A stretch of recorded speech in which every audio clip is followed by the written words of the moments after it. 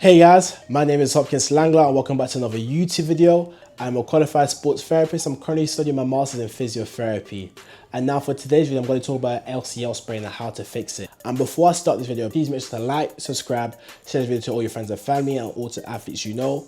And also please follow me on both Instagram and TikTok. I'm trying to get to 1,000 followers. And on those platforms, I'm a lot more personable there, so you can see a bit more about me. I'll post stories, but also I post a lot more content. And finally, it's way easier to contact me through those platforms. You can just easily shoot me a DM. All right, let's get into the video. Now, what is the LCL? The LCL is a lateral collateral ligament, and this is a ligament that's found in the knee, and it connects your femur to your shinbone and prevents your knee from moving side to side. It's found on the outside bit of your knee. So how does the LCL sprain happen, and who's more likely to sustain these injuries? Now, there are three ways for an LCL sprain to potentially happen in a contact sport environment. So one of them will be trying to change direction. So when you plant your foot and try and change direction, this can lead to putting a lot of force in the LCL and therefore stretching it and spraining the ligament. Two, could be through someone falling onto your knee and pushing your knee laterally, therefore spraining it. And three, the third way could be through contact. So this could either be from someone falling onto your knee, an object, a car, something that just pushes your knee laterally, hence stretching and spraining the ligament. So those are the three most common ways that an LCL injury happens in contact sports. I'm just going to show you guys a quick video of someone spraining their lateral collateral ligament. This happened in an American football game. So this is Robert Griffin. As you can see here, he gets the ball and his foot gets stuck on the ground. As he tried to change direction, he put a lot of force onto his LCL and he just fell on the ground completely. So as we zoom into the video, we can see that the ball gets thrown, doesn't get it, and he plants his right foot on the ground. You can see that he gets stuck, and then his knee folds inwards and is stretching the lateral collateral ligament. As we zoom in again, and then as you try to change direction, and as I stated earlier, the lateral collateral ligament prevents your knee from moving side to side, and because it got stretched, it moved inwards and then hence spraining the lateral collateral ligament, and we can see he's just on the floor in agony. And I think he sustained a grade 3 injury. So in this video, he sprained both his ACL, the anterior cruciate ligament, and the LCL, and he's unable to walk and he's going to need to get stretched off basically. These are very common injuries in contact sports, not so much the LCL, more so the MCL and ACL, which get injured quite a lot. So now I'm going to talk about the symptoms of a lateral collateral ligament sprain. So one of them would be tenderness and bruising around the knee, especially on the outside portion of the knee. There'll be a lot of swelling present around the outside of the knee. Also, it might feel a bit numb and weak around your knee, so it'll be hard for you to do certain actions around the first couple of days. It might also feel like your knee's about to lock. And finally, it might feel like your knee is about to give way. So these are all potential symptoms you might be experiencing after you've injured your knee. Now, there is a grading system to sprains and strains. So whenever you injure yourself, we always put into a grade. So grade 1 is the first category, and this is where there's been a small tear or rip into the tissue. And this is gonna lead to the recovery time to be between 2 to 4 weeks with good rehab. So a grade 2 injury is where a bigger portion of the muscle or ligament has been torn. So in between 40 to 60%, I believe, of the ligament has been torn. And this can lead to a recovery time to be in between 6 weeks to 3 months. It could be potentially more depending on the rehab or how bad it is. And finally, a grade 3 tear. A grade 3 tear is when there's a complete rupture or tear of the muscle or ligament. So it's not present anymore, it's completely detached. And this is when you're gonna need to get surgery. And so if you're into sports, you sustain a grade 3 LCL injury, a grade 3, you will need to get surgery so that you're able to play sports again.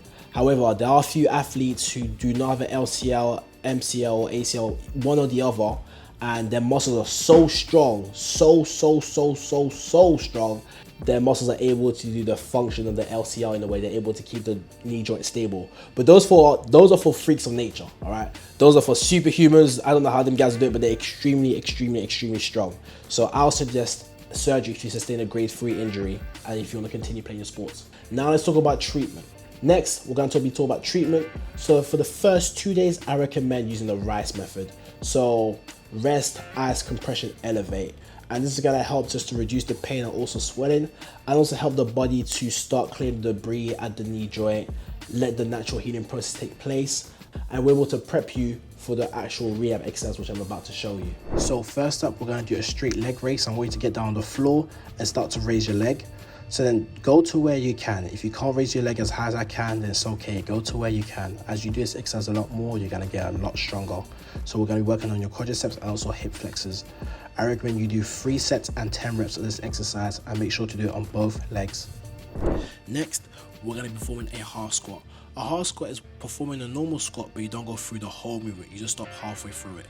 So this will help to focus on working on quadriceps, but also help us ease ourselves back into performing the normal squats, so that as the pain and swelling goes down, we're able to go further and further down. So I suggest you perform 3 sets and 10 reps of this exercise. So for the next exercise, we're going to be performing donkey hydrants. So you're going to need to get down on the floor, and then we need to kick your leg back and into the side.